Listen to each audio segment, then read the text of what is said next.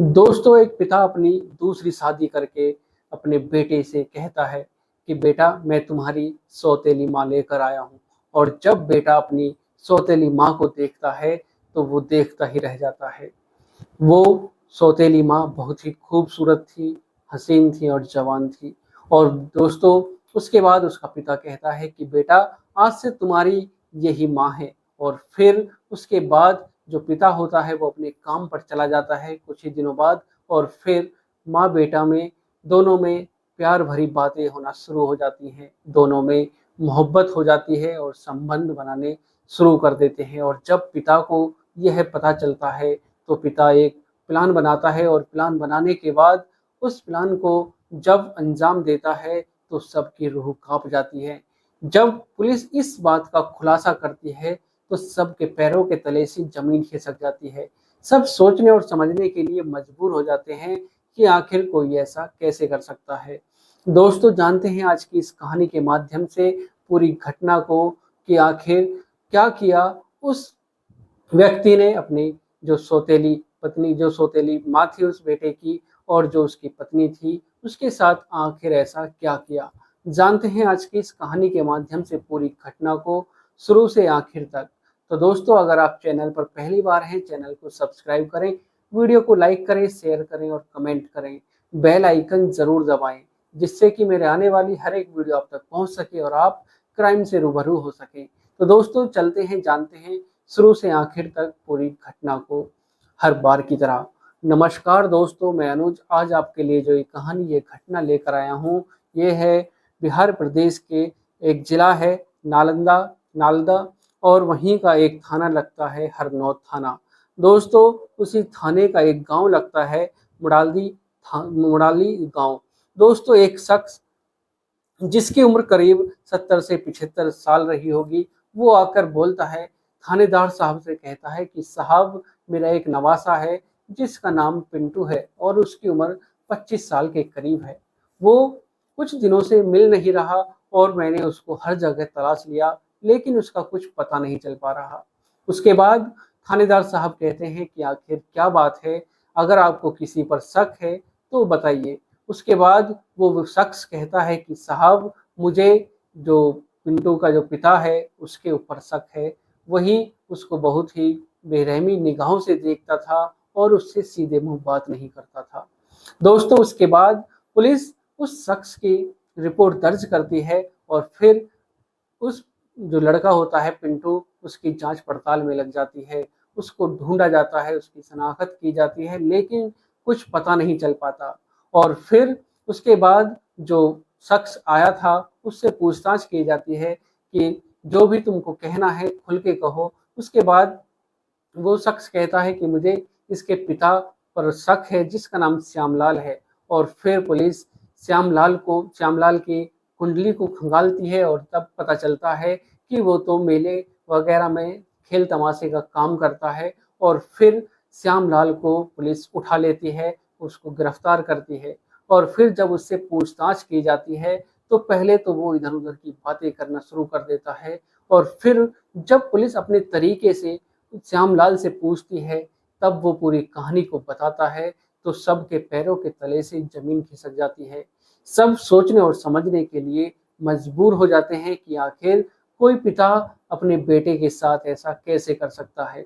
तो दोस्तों, जब श्यामलाल पूरी कहानी को बताता है तो वो बताता है कि साहब, अब से करीब 5-6 साल पहले मेरी पत्नी की मौत हो गई थी और मैं अकेला तन्हा था।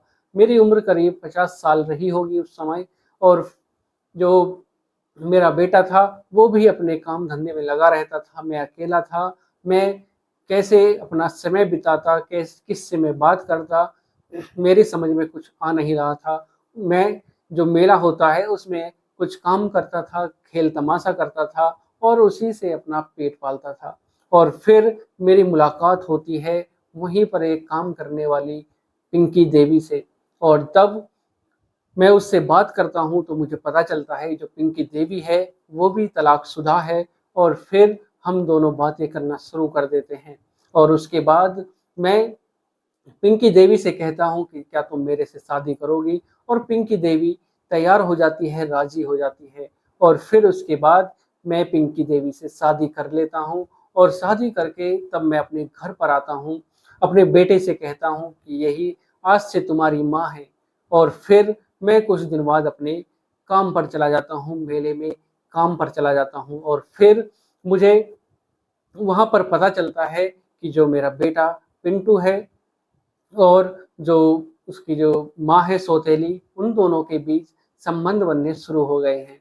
जैसे तैसे करके मैंने सोचा कि जो भी मैं सुन रहा हूँ वो सब गलत है। और जब धीरे धीरे बात यह है गांव मोहल्ले से गांव में, गांव से पूरे शहर में फैल जाती है कि जो पिंटू है, पिंटू के संबंध अपनी माँ के साथ चल रहे हैं। और फिर मुझे पता चलता है, मेरा भाई मुझे फ़ोन पर बताता है कि जो पिंटू है तुम्हारा बेटा, उसके संबंध उसकी माँ के साथ चल रहे हैं। और फिर मैं घर पर आता हूँ, तो मैं घर पर आकर देखता हूँ कि जो पिंटू है वो अपनी माँ के साथ, जो पिंकी देवी थी उसके साथ काफ़ी बातें करता था, कभी उसको छेड़ कर जाता, कभी कुछ उसके साथ करता, कभी कुछ हंसी मजाक करता। और फिर मैं देखकर कुछ नहीं कहता हूँ और फिर मैं अपने काम पर चला जाता हूँ। और फिर उसके बाद मैं प्लान बनाता हूँ कि अब क्या करूँ।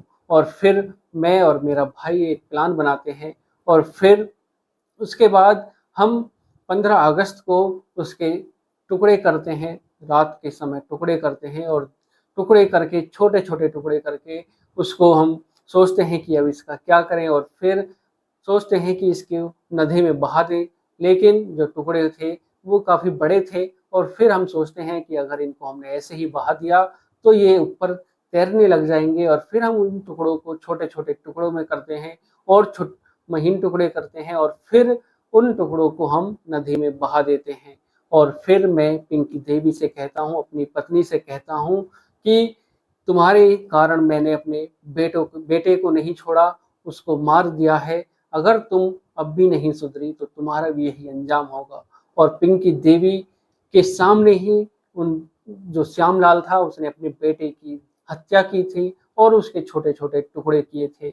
और फिर पिंकी देवी को वो डराता है, धमकाता है और कहता है कि तुम्हारे ही कारण मैंने अपने बेटे को जान से मार दिया है, उसके तुम्हारी आंखों के सामने उसके छोटे छोटे टुकड़े किए हैं और अब हम इनको नदी में बहाने जा रहे हैं। और फिर उन टुकड़ों को वो नदी में बहा देते हैं। नदी का जो बहाव था वो काफ़ी तेज था, टुकड़े काफ़ी दूर बह जाते हैं। और जैसे ही पुलिस यह सब सुनती है कि उसने टुकड़े नदी में बहाए थे, तब पुलिस की एक टीम नदी में जाती है, गोताखोरों के माध्यम से नदी को खंगाला जाता है, लेकिन कुछ भी पुलिस के हाथ नहीं लग पाता। और फिर उसके बाद पुलिस श्यामलाल और उसके भाई को गिरफ्तार कर लेती है और जेल में डाल देती है। दोस्तों, आज की जो एक कहानी है, इसको सुनाने का उद्देश्य किसी को परेशान करना नहीं, किसी का दिल दुखाना नहीं, बल्कि आपको जागरूक करना है, सचेत करना है, सावधान करना है। सुरक्षित रहें, सावधान रहें, सतर्क रहें। तो दोस्तों, मिलते हैं एक और घटना के साथ। आज के लिए सिर्फ इतना ही। अगर आप चैनल पर पहली बार हैं, चैनल को सब्सक्राइब करें, वीडियो को लाइक करें, शेयर करें और कमेंट करें। बेल आइकन जरूर दबाएं, जिससे कि मेरे आने वाली हर एक वीडियो आप तक पहुंच सके और आप क्राइम से रूबरू हो सके। तो दोस्तों, मिलते हैं एक और घटना के साथ। नमस्कार, जय श्री श्याम। दोस्तों, चैनल पर पहली बार है, चैनल को सब्सक्राइब करना बिल्कुल भी ना भूलें। आपके एक सब्सक्राइब से मेरा हौसला बढ़ता है, आपके एक लाइक से मेरा हौसला बढ़ता है। तो दोस्तों, चैनल को सब्सक्राइब करें और वीडियो को लाइक करें, शेयर करें, कमेंट करें। नमस्कार, जय श्री श्याम।